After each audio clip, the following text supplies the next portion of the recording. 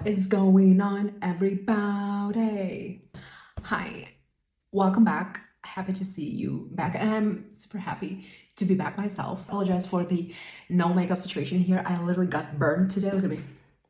That's crazy. Okay, we're getting back to our IT changelogs, my favorite. And today, honestly, the topic is crazy for me as well. Okay, I will do my best to explain what the fuck I wanna tell you guys, like what is going on lately in the IT industry, specifically DevOps direction. So today I'm going to talk about the world of Kubernetes. Honestly, for me, this is something new and intangible. A bunch of strange words that sound like magic spells, but let's see what it's all about. What Kubernetes actually is. Imagine a company does not have one computer, but thousands sitting somewhere in a data center. Someone has to decide which program runs on which computer, what to do if one computer breaks, how to keep a website from going down if a crowd of users suddenly shows up. In the old days, engineers did this by hand. They would log into a specific server, manually start the program, and keep a spreadsheet of who lives where. If a server crashed at night, someone got woken up and manually moved everything themselves. Kubernetes is a program that took this job over.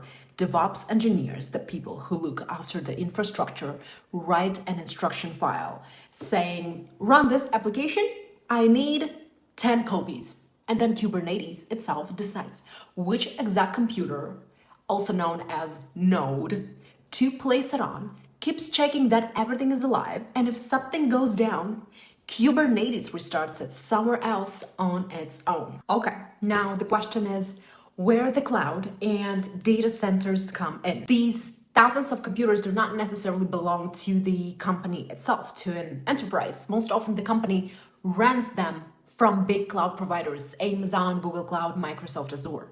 These are literally giant data centers belonging to someone else, which you get access to, like renting an apartment instead of buying a house.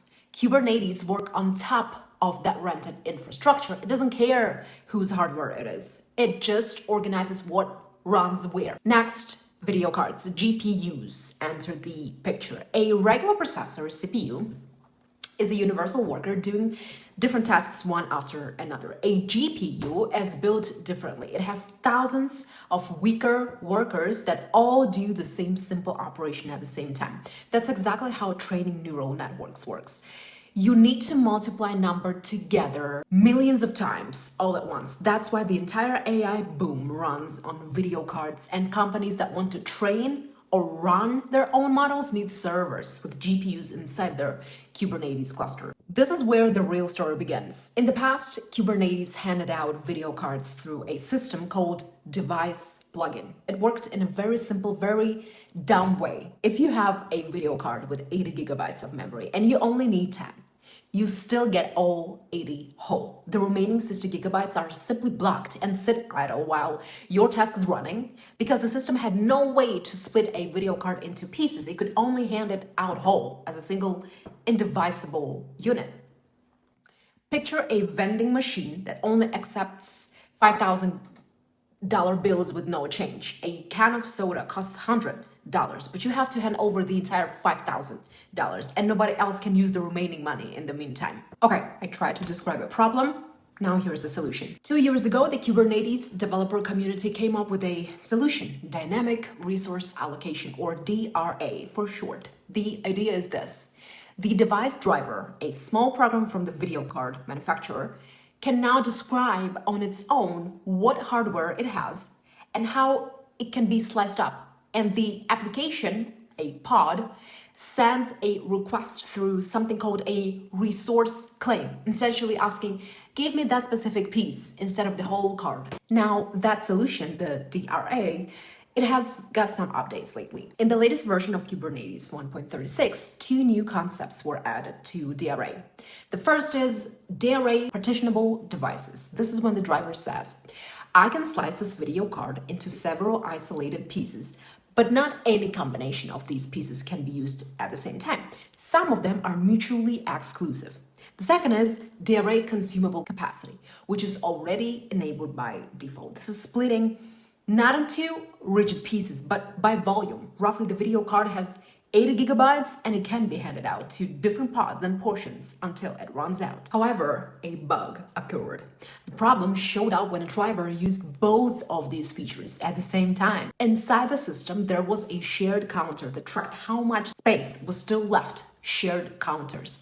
The Kubernetes scheduler, the part of the system that decides who gets what, sometimes kept this count incorrectly. It could mistakenly think that two different pods were getting two different pieces of hardware when in reality it was the same physical partition. In other words, two processes simultaneously believed that the video card was theirs alone and both were writing to it at the same time. How they fixed it. The developers added a single internal check that now, when recalculating free space, looks at all sources of allocation data, not just one log. So they didn't fix the slicing mechanism itself, they fixed the scheduler's blind spot between two allocation tracking systems running in parallel. Thanks for listening. Hope the next video won't be as rough, but I cannot promise you that.